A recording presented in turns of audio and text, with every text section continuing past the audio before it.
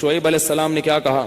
یا قومی لا یجرمنکم شقاقی ان یصیبکم مثل ما اصاب قوم نوح او قوم ہود او قوم صالح. اے میری قوم، تو اچھا اس قوم کو بھی واقعات معلوم تھے، اس آیت سے پتہ چلتا ہے. اے میری قوم، ایسا نہ ہو کہ جو عذاب نوح علیہ السلام کی قوم پہ آیا جس کا تمہیں پتہ ہے، یا جو عذاب قوم ہود پر آیا، یا جو عذاب قوم صالح پر آیا، ایسا نہ ہو کہ وہی تم پر بھی آ جائے. اور یہ بھی کہنے لگے وما قوم لوط منکم ببعید، لوط علیہ السلام کی قوم تو بہت قریب ہے تم سے، جا کے دیکھ لو ان کے حالات، وہ تو ابھی ماضی کا قریب کا قصہ ہے. وَيَا قَوْمِ لَا يَجْرِمَنْ وَيَا قَوْمِ اسْتَغْفِرُوا رَبَّكُمْ ثُمَّ تُوبُوا إِلَيْهِ. اے میری قوم اعتراضات چھوڑ دو، استغفروا ربکم، رب سے توبہ استغفار کرو.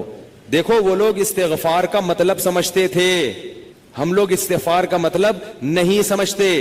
جب شعیب علیہ السلام نے کہا استغفار کرو تو ایسا تو ان کے لیے تو بڑا آسان تھا، ایک تسبیح استغفار کی صبح پڑھ لیتے، ایک تسبیح شام کو پڑھ لیتے. کہتے اتنی سی بات ہے تو ہمیں تو نماز پہ ویسی کوئی اعتراض نہیں، تو استغفار کی ایک تسبیح پہ کیا اعتراض ہوگا. وہ سمجھتے تھے کہ استغفار کا مطلب ہے گناہ سے توبہ، جو ڈنڈی مار رہے ہیں یہ چھوڑیں اور پھر اللہ سے توبہ کریں. یہ والی توبہ آج کل مارکیٹ سے کیا چل رہی ہے؟ بہت سی چیزیں مارکیٹ میں شارٹ ہو گئی ہیں بھائی. لوگ چینی کو روتے ہیں، یہ شارٹ ہو گئی، وہ شارٹ ہو گئی، وہ بھائی بہت ساری چیزیں شارٹ ہوئی ہوئی ہیں. تو یہ والی توبہ آج کل مارکیٹ سے کیا چل رہی ہے؟ شارٹ چل رہی ہے.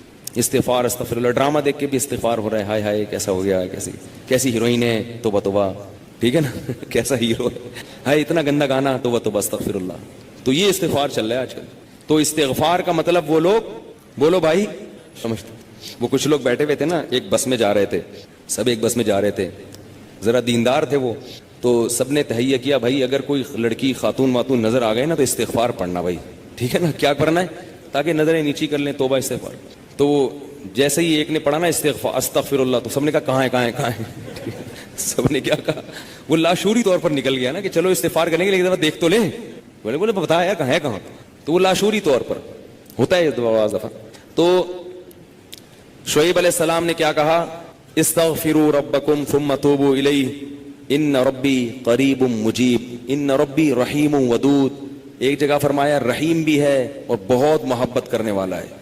ودود محبت کی سپرلیٹو ڈگری ہے، بہت محبت کرے گا تم سے، بہت زیادہ محبت، اتنی محبت کہ اس کے لیے تم نے گناہ چھوڑ دیا بھائی، بہت محبت کرے گا. تو ظاہر ہے اللہ جب محبت کرتا ہے تو ہماری طرح نہیں ہے کہ بہت محبت ہے بس ہے تو بھائی یہ پیسے دو، اتنی محبت ہے تو ٹھیک ہے نا. آپ کو کوئی دوست پریشانی میں آئے آپ کے پاس، بہت پریشان تھا، اس کو پیسوں کی ضرورت تھی، وہ آپ اس سے کہہ رہے یار مجھے تمہیں، آپ کو پتہ نہیں تھا کہ ابھی یہ پیسے بھی مانگ لے گا مجھ سے، کہہ رہے یار مجھے تم سے بہت محبت ہے، ایکچولی میں بتا نہیں سکتا بہت محبت ہے. وہ بڑا خوش ہو گیا بھائی اب تو ٹھیک ہے بھائی. تو کہہ رہے یار مجھے نا 100 روپے کی ضرورت ہے. اب آپ کہہ رہے یار یہ کیسے موقع پہ میں نے اظہار کر دیا محبت کا، ٹھیک ہے نا. تو ہم لوگوں کی محبت کیسی ہوتی ہے؟ ایسی ہوتی ہے. اگر ہمیں پہلے سے پتا ہوتا پیسے مانگتا ہے تو ہم کیا کہتے ہیں؟ یہی محبت کچھ نہیں ہوتا.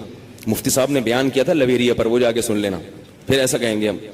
تو اللہ جب کہہ رہا ہے نا کہ استغفار کرو گے تو میں کیا کروں گا؟ ودود، بے پناہ محبت کروں گا، بے پناہ محبت. اس کا مطلب ہے کہ پھر اللہ نوازے گا، بہت نوازے گا، رزق کی فراوانی کر دے گا، رزق کے دروازے کھول دے گا، دل میں سکون ڈال دے گا.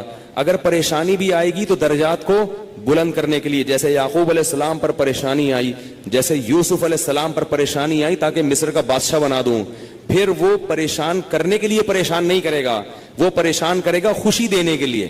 آپ حیران ہو کہ خوشی دینے کے لیے بھی کوئی پریشانی ہوتی ہے. حدیث میں آتا ہے کہ ایک بوڑھی عورت نے نبی صلی اللہ علیہ وسلم سے پوچھا کہ کیا بوڑھی عورتیں جنت میں کیا میں جنت میں جاؤں گی؟ آپ نے فرمایا نہیں. ارے بھائی، نبی کے منہ سے ایک عورت سن لے کہ میں جنت میں نہیں جاؤں گی، اس پہ کیا گزرے گی؟ اس کا مطلب جہنم کا ٹھپا لگ گیا، اسٹیمپ لگ گئی. اتنی پریشان. خود سوچو کہ جن صحابہ کو جنت پر ایسا یقین تھا جیسے اپنی آنکھوں سے دیکھی. حضرت علی کی ایک روایت ہے کہ میں اگر جنت کو اور جہنم کو اپنی آنکھوں سے دیکھ لوں تو میرے ایمان میں اضافہ نہیں ہوگا. تو جن لوگوں کا ایمان ایسا ہو نبی پر، ایک ایک بات پر وہ نبی کے منہ سے سن لیں کہ میں جنت میں نہیں جاؤں گی، تو اس پہ قیامت نہیں آ گئی ہوگی. رونے لگی، پریشان ہو گئی. کچھ دیر میں نبی نے فرمایا کہ جاؤ گی جوان ہو کے. اس کنڈیشن میں اب یہاں ایک نقطہ اٹھایا ہے کہ بھئی ایسا مذاق کرنا جس سے تکلیف ہو، کسی مسلمان کو تکلیف دینا تو جائز نہیں ہے، تو نبی کیسے تکلیف دے سکتے ہیں؟ اتنی تکلیف میں ڈال دیا بیچاری کو۔ تو اس کا جواب یہی ہے کہ بعض دفعہ تکلیف کسی بہت بڑی خوشی کا پیش خیمہ ہوتی ہے۔ نہیں آئی بات؟ اگر پہلے تکلیف میں نہ ڈالا جاتا تو بعد میں جو اس کو راحت ہوئی ہے نا، وہ راحت نہ ہوتی، وہ خوشی نہ ہوتی۔ اس خوشی تک پہنچانے کے لیے پہلے تھوڑا سا تنگ کرنا ضروری ہے، ورنہ وہ خوشی نہ ہوتی۔ تو اللہ بھی اگر اپنے نیک بندوں کو پریشان کرتے ہیں تو وہ پریشانی کسی بہت بڑی کامیابی کا پیش خیمہ ہوتی ہے، پیش خیمہ ہوتی، پھر اس میں تسلیاں بھی ملتی رہتی ہیں ان کو۔ تتنزل علیہم الملائکہ اللہ تخافوا ولا تحزنوا، فرشتے ان کے دلوں پہ نازل ہو کے خوشخبریاں دیتے ہیں کہ غم نہ کرو، خوف نہ کرو، بس یہ پریشانیاں دور ہونے والی ہیں، جنت کی نعمتیں ہیں۔ بعض دفعہ تو دنیا میں بھی بہت بڑی کامیابی مل جاتی ہے۔ تو اب وہ اچھا یہ بات مسئلہ ذہن میں رکھو کہ اللہ ودود ہے، محبت کرتا ہے اپنے بندوں سے بے پناہ، رحیم ہے، غفور ہے۔ یہ بہت بڑی غلط فہمی ہے کہ گناہگاروں کے لیے بھی ہے۔ نہ نہ نہ نہ نہ، گناہگاروں کے لیے نہیں ہے، جو گناہ سے توبہ کرنے والے ہوں ان کے لیے۔ ہمارے ہاں بعض خطیب اللہ کی رحمت کو ایسے بیان کرتے ہیں کہ گناہگار سمجھتا ہے کہ اللہ مجھ سے بھی بہت زیادہ محبت کرتے ہیں، حالانکہ وہ کبیرہ علانیہ گناہوں کا مجموعہ ہوتا ہے۔ وہ آدمی گناہوں سے اللہ کبھی بھی محبت نہیں کرتے، تو گناہگار سے کیسے محبت کریں گے؟ جو گناہ سے بچنے کی کوشش میں لگ جائے، بے شک نہ چھوٹے ہوں لیکن بچنا چاہتا ہے، اس سے بھی اللہ محبت کرتے ہیں۔ علماء لکھتے ہیں گناہ نہ بھی چھوٹے ہوں لیکن چھوڑنا چاہ رہا ہے، لائن پہ آنا چاہ رہا ہے، تو اللہ اس سے بھی محبت کرتے ہیں، اس کے لیے وسائل پیدا کرتے ہیں، اسباب کے آ جائے۔ جو نہیں چاہتا اس سے اللہ محبت نہیں کرتے، اللہ اس کے لیے غفور اور رحیم نہیں ہے۔ الا یہ کہ قانون یہ ہے، اللہ اپنی رحمت سے کسی کو بخش دے تو ایک الگ بات ہے، قانون یہ نہیں ہے۔